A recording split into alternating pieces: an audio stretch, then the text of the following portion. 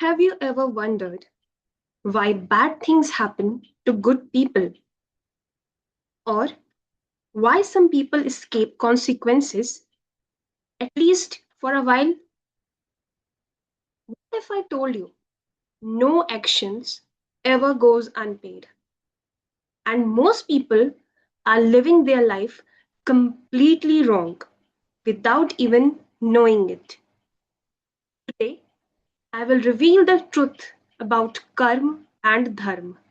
And by the end of this video, you might start seeing your life entirely different. Welcome, guys. Nobody escapes karma.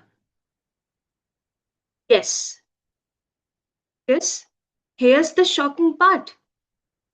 Most people think karma is just what goes around comes around. But that's only half the truth. There's something more powerful, something that controls how karma works. That is, well, that is, I am going to tell you at the end of this video. And by the end of this video, आप सबको पता चलेगा कि what can actually control our karma. Welcome guys to another class. आज हम बात करने वाले हैं कर्म की. जी हाँ, हर कर्म का हिसाब होगा. तो आज हम बात करेंगे कर्म and dharma according to the Mimamsa philosophy, exploring the ancient Mimamsa philosophy's profound insights into action, consequence, and righteous living. सबसे पहले हम बात करते हैं the wheel of action, the concept of कर्म की. ये कर्म है क्या? क्यों हर कोई कहता है अच्छे कर्म करने से अच्छा फल मिलता है, या इसने अच्छा कर्म तो किया पर इसके साथ बुरा क्यों हो रहा है? चलिए जाने कर्म होता क्या है. कर्म derived from Sanskrit meaning action, work, or deed, represents a fundamental cosmic principle governing existence. It is a precise system of cause and effect that shapes an individual's destiny across multiple lifetimes. Every thought, word, and action creates ripples of consequences that reverberate through time and space. The Mimamsa school emphasizes that actions performed with intention generate invisible forces, that is called the apurva, that determine future experiences and circumstances. कर्म का मतलब है कोई किया हुआ काम या कार्य. आपकी जो इंटेंशन है आपके कर्म के पीछे, वो ड्राइविंग फोर्स है जो डिटरमाइन करेगी आपका फ्यूचर एक्सपीरियंस और आपका फ्यूचर सर्कमस्टांसेस. जी हाँ, ये कहना गलत होगा कि सिर्फ अच्छे कर्म करने से ही अच्छा फल मिलता है. उस कर्म के पीछे की नीयत क्या है, ये भी डिटरमाइन करती है कि आपका आने वाला फल या वक्त कैसा होगा. ये एक छोटा सा आप इन्फिनिटी लूप देख रहे हैं. ये देखिए, एक्शंस से जनरेट होता है हमारा कॉन्सिक्वेंसेस, और उस कॉन्सिक्वेंसेस से जनरेट हो सकता है हमारा रिबर्थ. और ऐसा भी हो सकता है कि हम वापस इसी लूप में फंस के एक नया एक्शन करें जो वापस से कॉन्सिक्वेंस बनने का कारण बन जाए. इसलिए अगर हमारा एक्शन सही नहीं होगा तो हम इस इन्फिनिटी लूप से कभी बाहर ही नहीं निकल पाएंगे. Now, there are three types of karma, the threads of destiny, that we are going to study in the Mimamsa Darshan. First is Nitya Karma, daily obligatory rituals and duties performed without expectation of specific results. These maintain cosmic order and spiritual discipline. For example, Sandhya Vandanam or morning prayers and offerings. आज के time में शायद ही कोई ये कर रहा है, लेकिन इसे फिर भी नित्य कर्म में रखा गया है क्योंकि हम एक्सपेक्ट करते हैं कि एटलीस्ट हम सुबह उठ के मॉर्निंग प्रेयर्स या अपनी थैंक्स गिविंग जरूर करें। ये हमारा नित्य कर्म है।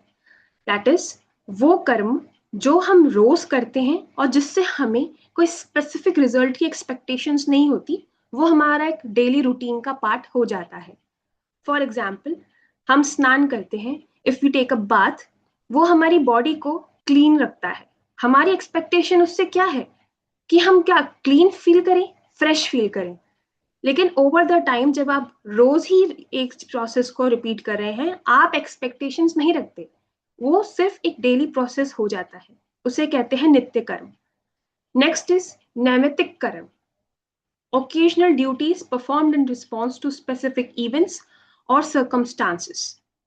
These addresses particular needs or life transitions. For example, funeral rites, pilgrimage during festivals. नैमित्तिक कर्म वो कर्म है जो हम रोज नहीं करते, और अगर करते हैं with some intentions to get particular needs fulfill या कोई ट्रांजिशन के लिए। फॉर एग्जाम्पल, जो फ्यूनरल राइट्स हैं या हम किसी तीर्थ पे जाते हैं, तो काम्य कर्म, desired actions performed with intentions to achieve specific outcomes or rewards.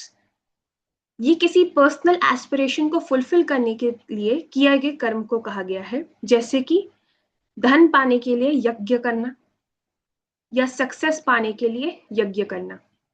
With intention of getting anything, अगर हम कोई काम करते हैं तो वो काम्य कर्म में आता है। Now the power of ritual, connecting the mundane with the divine. Centrality of Yajna. Rituals are fundamental to Mimamsa philosophy, serving as the primary means to uphold cosmic order and achieve desired outcomes. जी, हमने पिछली class में पढ़ा था मीमांसा दर्शन is mainly based on the Vedic rituals, और मीमांसा strongly believe करता है कि रिचुअल्स या yajna are the fundamental means of receiving any results, precise and predictable. These are not mere ceremonies, but precise, codified actions with predictable results when performed correctly according to Vedic injunctions. इसमें कोई तुक्का नहीं है या कोई भी guess work नहीं है। ये प्रिसाइज है, प्रिडिक्टेबल है। कौन से यज्ञ करने से क्या मिलता है या किस मंत्र का जप करने से कौन से फल की प्राप्ति होगी, ये प्रिडिक्टेबल है। इसलिए ये एक तरीके का कंफर्म्ड रिचुअलिस्टिक अप्रोच है। Connection to divine, each ritual act creates invisible forces that is called apurva, that bridge human action with divine response, maintaining balance in the universe. हमारा किया गया हर एक रिचुअल एक्ट्स हमें उस ह्यूमन और डिवाइन के response में कनेक्शन के लिए वर्क करता है। इससे बैलेंस क्रिएट रहता है। इसीलिए कहा जाता है कि हमें एटलीस्ट उस भगवान का थैंक्स जरूर करना चाहिए जिसकी वजह से हमें इतनी फैसिलिटीज मिल रही है। Apurva, now what is Apurva guys? The unseen force of merit. Apurva represents the mysterious, invisible potency generated by the performance of Vedic rituals. अपूर्व वो गुड डीड्स हैं या वो गुड लक है या कह सकते हैं वो गिफ्ट रैप है जो अच्छे काम करने से हमें मिलता है, हमारा इकट्ठा अर्जित होता है।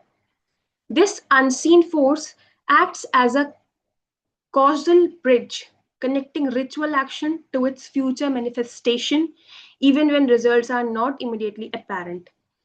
इसी वजह से हम जो चाहते हैं वह पूरा होता है। अगर हमने अच्छा काम किया, हमें अपूर्व की प्राप्ति होती है, और वो अपूर्व की वजह से हमारा जो कंसर्न था कि क्या हमें वो मिलेगा, उसको प्राप्त करना इजी, उसको कह सकते हैं उस चीज की गेनिंग इजिली हो जाती है।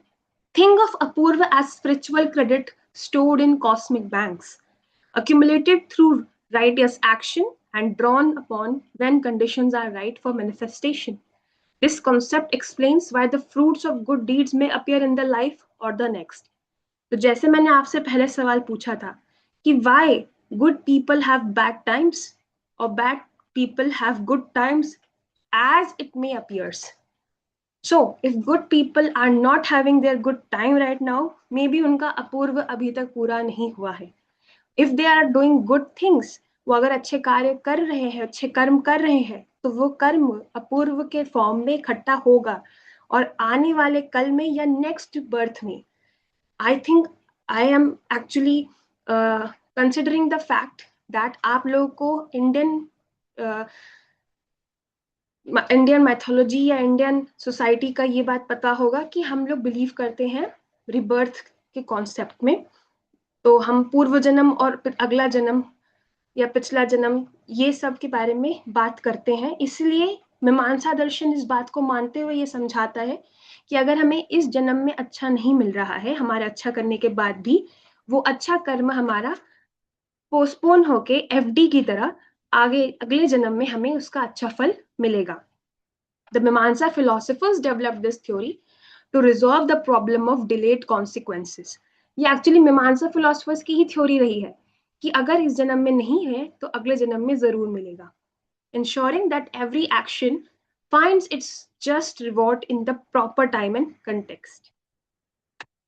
The authority of the Veda, pillars of knowledge. The Vedas are considered eternal, authorless, and infallible source of knowledge in Mimamsa philosophy. They stand as the ultimate authority for understanding dharma and performing ritual correctly. So क्या है? वेद जो श्रुति है, फिर ब्राह्मण जो ritual explanation है, आरण्यक जो forest treaties है, उपनिषद जो फिलोसॉफिकल टीचिंग्स है, और स्मृति and शिष्टा, that is tradition and conduct. The hierarchical structure demonstrates how all subsequent religious and philosophical texts derive their authority from the eternal Veda at the epics. So, I think अब आपको समझ आ रहा होगा why Ved is of utmost importance among all the sources of traditional knowledge. धर्म, the guiding principle of righteousness. जैसा हमने कहा, कर्म को भी कंट्रोल करने का राइट है हमारे धर्म के पास.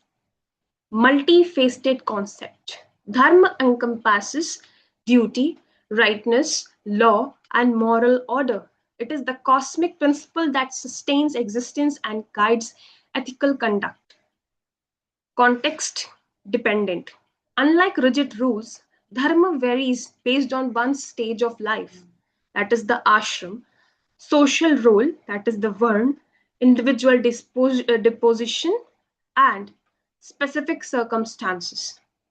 Sources of guidance, understood through Vedic injunctions, that is Vidhi, traditional practices, that is Smriti, and conduct of virtuous individuals, that is Shishta.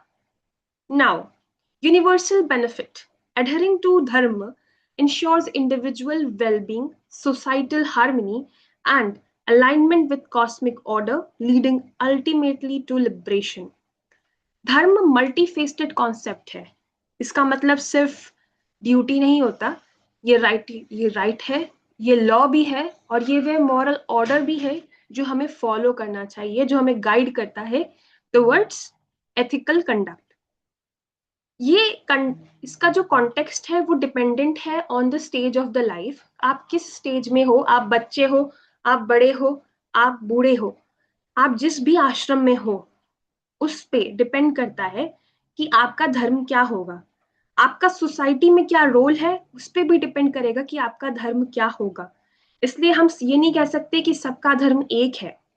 Right now, source of guidance. सबसे इंपॉर्टेंट या सबसे authentic source of guidance होता है हमारा वैदिक injunctions, followed by traditional practices and conduct of virtuous individuals. जो हमने पढ़ा, जो हमें सुना और जो हमें सिखाया जा रहा है, उस सबको फॉलो करके हम अपने धर्म का आचरण कर सकते हैं. सिग्निफिकेंस ऑफ यज्ञ, sustaining the Cosmos, offering, material offering into sacred fire, mantra, precise Vedic chants accompanying each action, blessing, divine forces bestowing prosperity and cosmic balance. Yajna is crucial for maintaining the balance of the universe and ensuring prosperity. It represents a reciprocal relationship between humans and the divine. When humans make offerings, divine forces respond with blessings. This sacred exchange sustains the cosmic order, Rith, and ensures the continuation of life. आपके घरों में भी जब भी कोई अच्छा होता है, नया घर लिया जाता है, तो हम यज्ञ करते हैं. नवरात्रों में यज्ञ किया जाता है. आप देखेंगे कि हमारे ट्रेडिशन में यज्ञ की परंपरा बहुत पुरानी है और जब भी कुछ अच्छा शुरू करने जा रहे हो तो यज्ञ किया जाता है. इनफैक्ट शादियों में भी यज्ञ किया जाता है. तो आप समझ सकते हैं कि यज्ञ की इंपॉर्टेंस क्या है. It is the source of connection between the divine and the human. हम उनको थैंक्स कैसे कर सकते हैं? थ्रू यज्ञ. और उसी यज्ञ से हमें उनकी ब्लेसिंग्स भी मिलती है. Now small discussion about facilitators of dharma, the priest. वो हमें वैदिक नॉलेज देते हैं. They perform our rituals. They guide us towards the betterment of our society as well as for the betterment of oneself. Now, ethics in Mimamsa, living a virtuous life. Orthopraxy over belief. Emphasize on correct practice and ritual performance rather than mere theoretical or theological belief or faith. हमें ना पढ़ना चाहिए. आज हम पढ़ना छोड़ चुके हैं, लेकिन हमारे वेदों में जो बात लिखी है, अगर हम वही करेक्ट प्रैक्टिस करें तो हमारी लाइफ बेटर हो सकती है. Duty as priority. Fulfilment of prescribed duties, that is dharma, is paramount for spiritual progress and cosmic harmony. अपने कर्म को सुधारने का इकलौता तरीका है आपका धर्म. अगर आप धर्म फॉलो कर रहे हैं तो कोई भी कर्म आपका नेगेटिव होगा ही नहीं. Consequence matter. Every action generates consequences, that is the karma, that shape present and future existence across lifetime. Now finally, the path to liberation. Ultimate goal is liberation from cycle of birth and death through righteous action. Understanding karma encourages mindful actions, ethical decision making and personal responsibility. अगर हम अपने धर्म का पालन करेंगे तो हमारा कर्म अच्छा होगा, हम सात्विक जीवन जिएंगे, हम सत्य के राह पे चलेंगे. इसलिए आज का जो हमारा टॉपिक था गाइस, कि कर्म, हर कर्म का फल होगा, उससे रिलेटेड आज एंड करते हुए हम एक छोटी सी बात सुनेंगे और वो है, मीमांसा दर्शन के अनुसार प्रत्येक कर्म का अनिवार्य रूप से फल मिलता है. जैसा कर्म वैसा ही परिणाम. यस गाइस, मीमांसा दर्शन के अकॉर्डिंग हर कर्म का फल होता है. जैसा कर्म वैसा ही परिणाम. और इस कर्म को बदलने का एक तरीका है, वो है आपका धर्म. अगर आप धर्म के राह पे चलेंगे, आपका कर्म कभी भी गलत नहीं होगा. So that's it for today guys. Thanks for watching. Subscribe to our channel, like, share and comment all your doubts. And if there is something you want to add or something that you feel is left or want to discuss anything, you can comment down. I will respond to you guys. And thank you for watching. We'll go. That's it for today. And we will again meet in the next class. So bye.